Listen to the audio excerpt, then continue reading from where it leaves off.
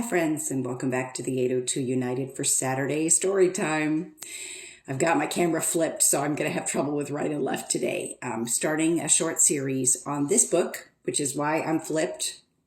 See, I can't even figure that out. On Tyranny by Professor Timothy Snyder.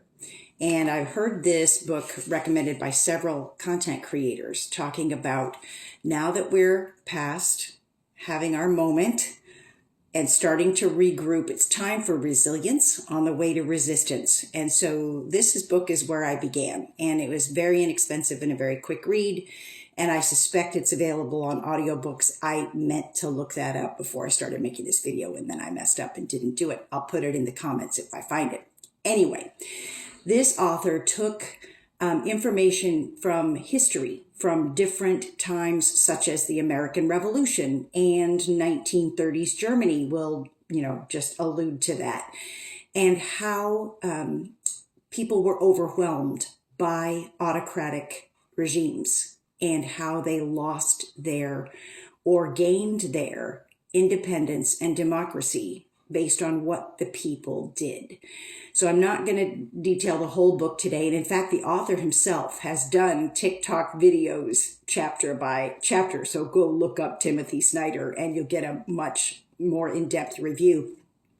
But I did want to highlight a couple of things that I found very striking in the first few chapters. And the prologue really just talks about where he got his references and what episodes of history in the world that he was looking at when he wrote his book. The first chapter, I thought it just tells really the whole story. Do not obey in advance. So this is super important. We're kind of in that fight, flight, or freeze moment right now. Don't freeze. Don't acquiesce to having your rights taken away. It's time to step up.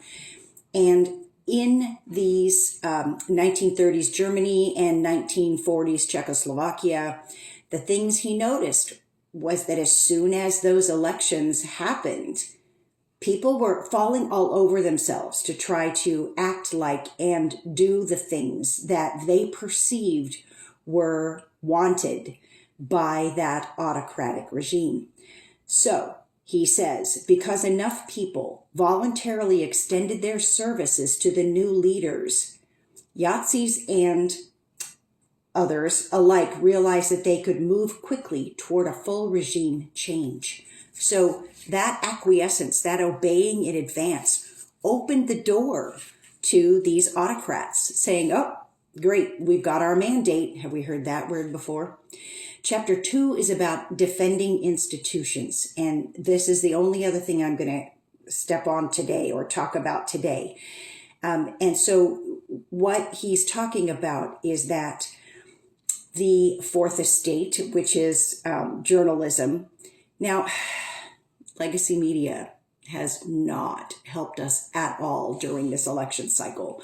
So it may be that you're going to be looking at other independent sources of information, but it will still be very important to support those independent journalists. So the chapter talks about choosing an institution that you care about, a court, a newspaper or digital online service, a law, a labor union, some kind of institution that is ready to step up and fight and throw your support behind them. That may be as simple as joining the ACLU or a group like Indivisible.